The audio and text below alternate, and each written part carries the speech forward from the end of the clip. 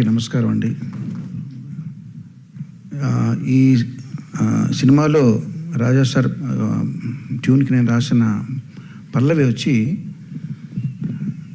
ఏదో ఏ జన్మలోదో ఈ పరిచయం, నీదో నీ వల్ల నాదో ఈ పరవశం, రాగం నీదై పల్లవి నాదై, చరణం చరణం కలిసిన వేళ పయనాలు ఏ హిమాలయాలకో అన్న పల్లవి.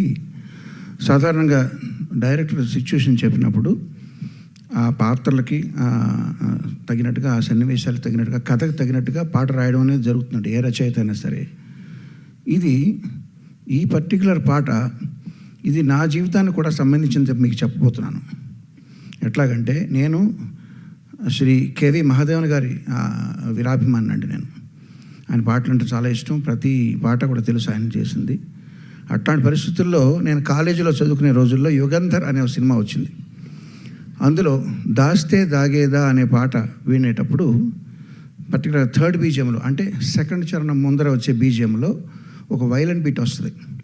వైలెన్ బీట్ వినగానే ఇన్స్టాంట్గా ఒక దిగ్భ్రాంతి, ఒక ప్రేమలో పడి, ఎవరిది దీనికి మ్యూజిక్ అని చేస్తే ఇళయరాజా అని. అప్పుడు ఆయనతో ఆ పాట తొలి చూపులో ప్రేమలో పడినట్టు, తొలి పాటతో ప్రేమలో పడినట్టుగా ఆయనకి నేను అభిమానిగా మారానండి. అది మొదటి స్టెప్. ఆ తర్వాత చాలా సంవత్సరాలకి నేను ఫస్ట్ టైం మెడ్రాస్ వెళ్ళినప్పుడు, అప్పటికే ఆయన పాటలు చాలా విన్నాను. ఉస్మాన్ రోడ్లో అనుకుంటాను ఒక గ్రీన్ హౌస్ ఉండేది.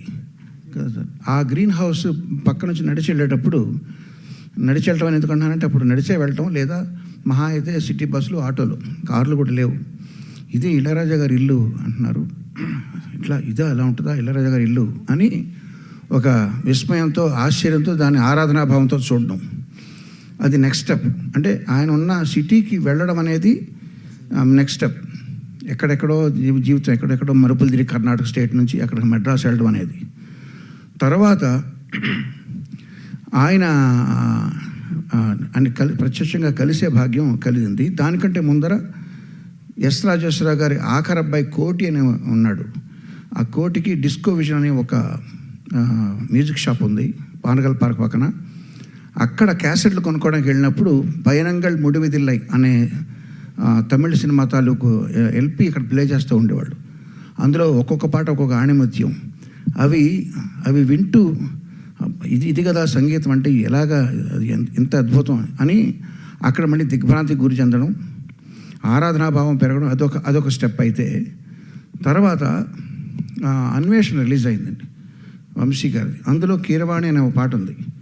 అది విజేంద్ర ప్రసాద్ గారు ఆ పాట ప్లే చేసి ఆయన కొన్నారు క్యాసెట్ బజార్కి వెళ్ళి. ఒరే ఈ పాట చూడు, ఇట్లా నువ్వు ఎప్పటికన్నా కంపోజ్ చేయగలవా అని చెప్పి నన్ను తిట్టారు. ఇది ఆర్కెస్ట్రేషన్ చూడని చెప్పి. ఆ పాట ఎంత అద్భుతంగా ఉందంటే, అద్భుతంగా ఉండడం అనే ఫీలింగ్తో పాటు భయం కూడా కలిగింది. ఎందుకంటే ఆయన తిడుతున్నారు ఒక పక్క నుంచి. చాలా భయం వేసింది, అసలు ఏంటి ఇళయరాజా గారు అని చెప్పి. సో అది ఒక స్టెప్. అయితే తర్వాత చాలా సంవత్సరాలకి నేను చక్రవర్తి గారి దగ్గర పనిచేసేటప్పుడు వేటూరు సుందరామూర్తి గారు ప్రసాద్ స్టూడియోకి ఆయన కంపోజర్ తీసుకెళ్లారు. నేను ఆయన కూడా తిరిగేవాడిని, వేటూరు గారు కూడా. అక్కడ నన్ను పరిచయం చేసి, మీ భక్తుడంటే వీరాభిమాని అని చెప్తే అక్కడ ఆయనకు నమస్కరించడం జరిగింది. ఆయన ప్రత్యక్షంగా కలవడం జరిగింది. ఆ తర్వాత స్టెప్ ఇలాగ స్టెప్ బై స్టెప్ ఆయనతో ఆయనకి దగ్గర అవుతూ ఉండగా, అనుమానాస్పదం అనే సినిమా ఆడియో రిలీజ్ ఫంక్షన్కి నన్ను గెస్ట్గా పిలవడం. అక్కడ దేవిశ్రీ ప్రసాద్ వీళ్ళందరూ కూడా వచ్చారు. అక్కడ వంశీ గారు నన్ను పిలిస్తే అక్కడికి వెళ్ళి ఆయనతో సంభాషించే అవకాశం కలగడం, ఇంటరాక్ట్ అయ్యే అవకాశం కలగడం, ఇవన్నీ ఒక ఎత్తు. అయితే మోహన్ బాబు గారి సినిమా కూడా గుండెల్లో గోదావరి అనుకుంటా, అక్కడ కూడా ఆయన కలవడం. ఇలా కలుస్తూ ఉన్న తరుణంలో ఆయనకి నేను పాడదాం అనుకున్నాను. ఒక్క పాట కూడా నేను పాడే అదృష్టం రాలేదు. కానీ ఇప్పుడు చెప్పిన అవకాశం, ఆయనకు పాట రాసే అవకాశం వచ్చింది. ఇళయరాజా గారి సంగీతంలో నేను పాట రాస్తానని కలలో కూడా ఊహించలేదు. అట్లా రాసిన తర్వాత ఇదిగో ఈ పక్కన ఆయన పక్క కుర్చీలో కూర్చోవడం అనేది, ఇది ఎవరెస్ట్ శిఖరం ఎక్కినట్టు అనమాట. ఇప్పుడు చూడండి, నేను చెప్పిన కథ అంతా కూడా ఇది నా కథే. ఇందులో నేను రాశాను తప్ప నేను ఈ సినిమాకి పాట రాశానా, ఈ సినిమా సన్నివేశాన్ని రాశాను అనుకోవట్లేదు. ఏదో మళ్ళీ పాడుతున్నా చూడండి. ఏదో ఏ జన్మలోదో ఈ పరిచయం, నీదో నీ వల్ల నాదో ఈ పరవశం, రాగం నీదై సార్ పాడమన్నారు.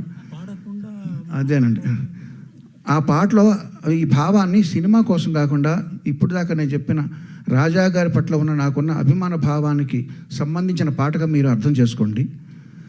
ఏదో ఏ జన్మలోదో ఈ పరిచయం నీదు మీదో మీ వల్ల నాదో ఈ పరవశం రాగం మీదై పల్లవినాదై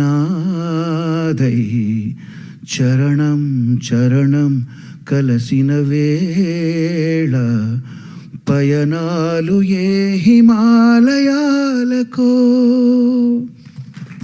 ధన్యవాదాలు సార్. ఈ అవకాశం నాకు ఇప్పించిన రూపేష్, పవన్ వారికి నాకు పరిచయ వారధిగా నిలిచిన మా మిత్రుడు చైతన్య ప్రసాద్ గారికి ప్రత్యేక ధన్యవాదాలతో మీ అందరికీ కూడా శుభాకాంక్షలు. రాజా గారు నా గాడ్ ఫాదర్ లాంటి ఆయన. నా కెరీర్లో మొదటి 2 సంవత్సరాలు ఆయన మ్యూజిక్ నేను కాపీ కొడుతూ, కాపీ అంటే కాపీ కాదు, ఇన్స్పిరేషన్ తీసుకుంటూ, మీరు వినండి, ఫస్ట్ 2 ఇయర్స్లో నేను చేసిన పాటని కూడా రాజా గారిని ఇన్స్పైర్ అయ్యి ఆ స్టైల్లో ఉంటుంటాయి. తర్వాత ఎవరి స్టైల్ వాళ్ళకి వస్తూ ఉంటుంది.